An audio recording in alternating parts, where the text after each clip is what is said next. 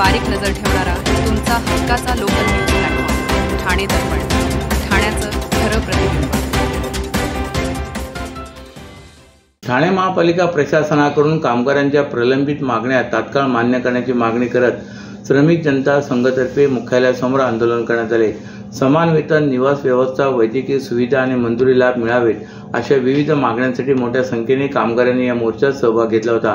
पालिकेच्या विविध विभागांमध्ये कार्यरत असलेले कंत्राटी कामगार अत्यावश्यक आणि सातत्याने सुरू राहणाऱ्या सेवांमध्ये काम करत असले तरी त्यांना अद्याप स्थायी कर्मचाऱ्यांप्रमाणे वेतन, भत्ते आणि कायदेशीर सुविधा मिळत नाहीत असा आरोप संघटनेकडून करण्यात आला आहे। कंत्राटी कामगारांना किमान वेतन, कायद्यानुसार पगार न देणे, बेकायदा कपात, भविष्य निर्वाह निधी आणि ESIC रक्कम जमा न होणे तसेच वैद्यकीय सुविधा बंद होणे या गंभीर बाबींकडे संघटनेने लक्ष वेधले। 21,000 रुपयांपेक्षा अधिक वेतन असल्याचे कारण पुढे करून वैद्यकीय उपचार सुविधा बंद केल्यामुळे कामगारांना व्यवसायाशी संबंधित आजारांवर उपचार मिळण्यात अडचणी येत आहेत। कामगारांना वार्षिक भरपगारी रजा, साप्ताहिक सुट्टी, सार्वजनिक सुट्ट्यांचा अतिकालिक भत्ता, पगार पावती, गणवेश व सुरक्षा साहित्य यासारख्या मूलभूत कायदेशीर सोयींचा लाभ दिला जात नाही असेही संघटनेने नमूद केले। त्यामुळे जागो ठाणे महापालिका प्रशासन या घोषवाक्याखाली हे धरणे आंदोलन करण्यात आल्याची माहिती श्रमिक जनता संघाचे सरचिटणीस जगदीश खैरेलिया यांनी दिले। ठाण्यातील 20 वर्ष जुन्या स्वामी समर्थांच्या मठावर ठाणे महापालिकेने कारवाई केली। या कारवाईमुळे स्वामी समर्थांच्या भक्तांमध्ये तीव्र संताप व्यक्त केला जातोय। या घटनेनंतर शिवसेना ठाकरे गट आणि राष्ट्रवादी शरद पवार गट यांनी देखील एकत्र येत महापालिकेच्या कारभाराविषयी संताप व्यक्त केला आहे। येत्या सोमवारी कॅडबरी नाका ते ठाणे महापालिकेवर मोर्चा काढण्याचा निर्णय त्यांनी घेतलाय। हा मोर्चा कोणत्याही पक्षाचा नसून स्वामी भक्तांचा असेल असेही त्यांनी स्पष्ट केले। कारवाईपूर्वी या ठिकाणी पोलीस बंदोबस्त देखील तैनात झाला होता। घोडबंदर येथील आनंदनगर भागात स्वामी समर्थांचे 20 वर्ष जुने मठ आहे। हे मठ म्हाडाच्या जागेत असून अनेक वर्षापासून या जागेवरून वाद सुरू आहे। हजारो नागरिक येथे दर्शनासाठी येत असतात। येथे बाल संस्कार तसे इतर उत्सव देखील मोठ्या प्रमाणात साजरे होतात। येथे उद्यान उभारले जाणार असल्याने येथील मठावर कारवाई करण्यास ठाणे महापालिकेने सुरुवात केली। कारवाईची माहिती मिळताच स्वामी समर्थ भक्तांकडून तीव्र संताप व्यक्त केलाय। हे खूप जुने मठ आहे, हे मठ हलवल्यास नागरिक रस्त्यावर उतरतील असे एका भाविकाने सांगितले। तर राष्ट्रवादी काँग्रेसचे शरद पवार गट मनोज प्रधान यांनी सांगितलं की मी स्वामींचा भक्त म्हणून येथे आलो होतो। आम्ही महापालिकेवर धडक मोर्चा काढणार असून सर्व पक्षीय स्वामी भक्त यामध्ये सहभागी होणार आहेत। हे कोणाच्या सांगण्यावरून सुरू आहे आम्हाला माहीत आहे। शहरातील उद्याने आधी सुधारा आणि मग येथे या असे प्रधान यांनी सांगितले। आम्ही सोमवारी कॅडबरी जंक्शन येथे जमणार असून कॅडबरी ते ठाणे महापालिका असा मोर्चा काढणार आहे।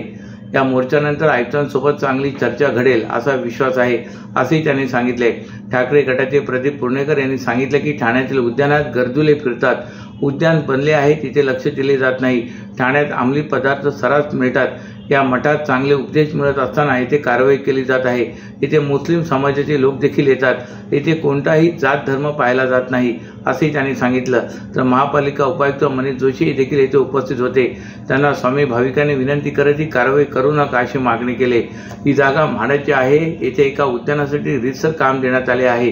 ही महापालिकेची कारवाई नव्हती। येथील मठ इतर ठिकाणी स्थलांतरित केले जाणार आहे असे स्पष्टीकरण उपायुक्त मनीष जोशी यांनी दिले। ठाणे रेल्वे स्थानक परिसरातील वाहतुकीला शिस्त यावी आणि प्रवाशांना वेळेत रिक्षा उपलब्ध व्हाव्यात यासाठी उभारण्यात आलेल्या सॅटिस पुलाखाली रिक्षा चालकांची पुन्हा एकदा बेशिस्त निर्माण झाली। काही रिक्षा चालक बेशिस्त पद्धतीने कुठेही रिक्षा उभ्या करून प्रवाशांना हेरतायत। विशेष म्हणजे हा सर्व प्रकार ठाणे वाहतूक पोलिसांच्या चौकीसमोर होतो। या रिक्षा चालकांकडून रिक्षा देखील रांगेबाहेर विचित्र पद्धतीने उभ्या केल्या जातात। त्यामुळे रिक्षा चालकांना केव्हा आवर बसेल असा प्रश्न प्रवाशांकडून विचारला जातोय। ठाणे रेल्वे स्थानक परिसरातून लाखो प्रवासी ये-जा करतात। येथील वाहतूक व्यवस्था सुरळीत व्हावी यासाठी ठाणे महापालिकेने स्थानकाच्या पश्चिमेस सॅटिस पूल उभारलाय। यातील सॅटिस पुलावरून TMT बस गाड्यांची वाहतूक होते। तर सॅटिस पुलाखालील भागात मीटरच्या रिक्षांसाठी प्रवाशांसाठी रांगांचे नियोजन करण्यात आले। TMTच्या बसगाड्यांची संख्या प्रवाशांच्या तुलनेत पुरेशी नसल्याने अनेक जण मीटरच्या रिक्षाने प्रवास करण्यास प्राधान्य देतात। ठाणे वाहतूक पोलिसांनी येथील नियोजनासाठी एक पोलीस चौकी देखील उभारले। या पोलीस चौकीमध्ये अधिकारी आणि इतर कर्मचारी तैनात असतात। असे असताना काही रिक्षा चालक रिक्षा रांगांचे नियम मोडून बेशिस्त पद्धतीने रिक्षा कुठेही उभ्या करतात। त्यानंतर रिक्षा चालक हे स्थानकातून बाहेर पडणाऱ्या प्रवाशांना हेरून त्यांना कुठे जाणार याबाबत विचारत त्यांना त्रास देताना दिसतात। रिक्षा चालक प्रवाशांच्या वाटेत देखील उभे राहतात। हा सर्व प्रकार पोलीस चौकीसमोर घडत असतानाही पोलिसांकडून ठोस कारवाई होताना दिसत नाही, त्यामुळे प्रवाशांमध्ये नाराजी पसरली। सर्व नागरिकांना आवाहन करण्यात येत आहे की सध्या डासांमार्फत पसरणाऱ्या डेंग्यू या आजाराचा प्रसार रोखण्यासाठी प्रत्येकाने पुढील प्रमाणे कार्यवाही करावी। डेंग्यू आजार एडिस इजिप्ती हा डास चावल्याने होतो। या डासांची पैदास साचलेल्या किंवा साचवलेल्या स्वच्छ पाण्यामध्ये होते। 8 दिवसांपेक्षा जास्त दिवस पाणी उघडे व साचून राहिल्यास त्यात डास अंडी घालतात। अंड्यांच्या अळ्या तयार होऊन पुढे डास तयार होतात। यासाठी आपल्या घरातील पाणी साठे उदाहरणार्थ बॅरल्स, पिंपे, टाक्या, हौद, रांजणे इत्यादी दर आठवड्याला रिकामे करून घासून पुसून कोरडे करून पुन्हा भरावे। 1 दिवस कोरडा दिवस म्हणून पाळावा। पाणी साठ्यांना घट्ट झाकणे बसवावीत किंवा जुनी साडी, चादर, धोतर यांनी बांधून झाकून ठेवावीत, म्हणजे डास त्यात जाऊन अंडी घालणार नाहीत। घराच्या गच्चीवर, आजूबाजूला, अंगणात कोठेही पाणी साचू देऊ नये। भंगार सामान उघड्यावर टाकू नये, उदाहरणार्थ टायर्स, प्लास्टिक सामान, कुंड्या, टाकाऊ वस्तू इत्यादी। अशा सामानात पावसाचे पाणी साठून त्यात डेंग्यूच्या डासांची पैदास होते। घरातील कूलर्स, फ्रीजच्या पाठीमागील ट्रे हे देखील वेळोवेळी कोरडे करावेत। लक्षात ठेवा, नुसत्या फवारणीने डास घनता कमी होत नाही, तर त्यासाठी डास पैदास ठिकाणे नष्ट करणे ही आपल्या सर्वांची जबाबदारी आहे। कोणताही ताप अंगावर न काढता जवळच्या शासकीय रुग्णालयात मोफत औषधोपचार घ्या। अशा प्रकारे नागरिकांनी सहकार्य केल्यास डेंग्यूचा प्रसार रोखणे सहज शक्य आहे। वर्तकनगर येथील श्री साईनाथ सेवा समिती व श्री साईनाथ मंदिर वर्तकनगर ठाणे यांच्या वतीने 39वा वर्धापन दिन उत्सव सोहळा मोठ्या श्रद्धा आणि भक्तिभावाने साजरा करण्यात येणार आहे। हा सोहळा येत्या बुधवार 12 नोव्हेंबर ते 14 नोव्हेंबर 2025 या कालावधीत साजरा होणार आहे। या उत्सवाच्या निमित्ताने स्वर्गवासी बळीराम वासुदेव नैबागकर माजी नगरसेवक यांच्या स्मृतीस अभिवादन करण्यात येणार असून त्यांच्या आशीर्वादाने विविध धार्मिक कार्यक्रमाचे आयोजन करण्यात आले। प्रत्येक भाविकांना शिर्डीला जाणे शक्य होत नसते। प्रति शिर्डी म्हणून ओळखल्या जाणाऱ्या या साई मंदिरात श्री साईनाथ सेवा समितीच्या माध्यमातून दरवर्षी वर्धापन दिन साजरा केला जातो। येणाऱ्या प्रत्येक भाविकाला इथे लाडूचा प्रसाद दिला जातो। त्या अनुषंगाने यंदा वर्धापन दिनानिमित्त 20 टन लाडू प्रसादासाठी बनवण्यात आलेत।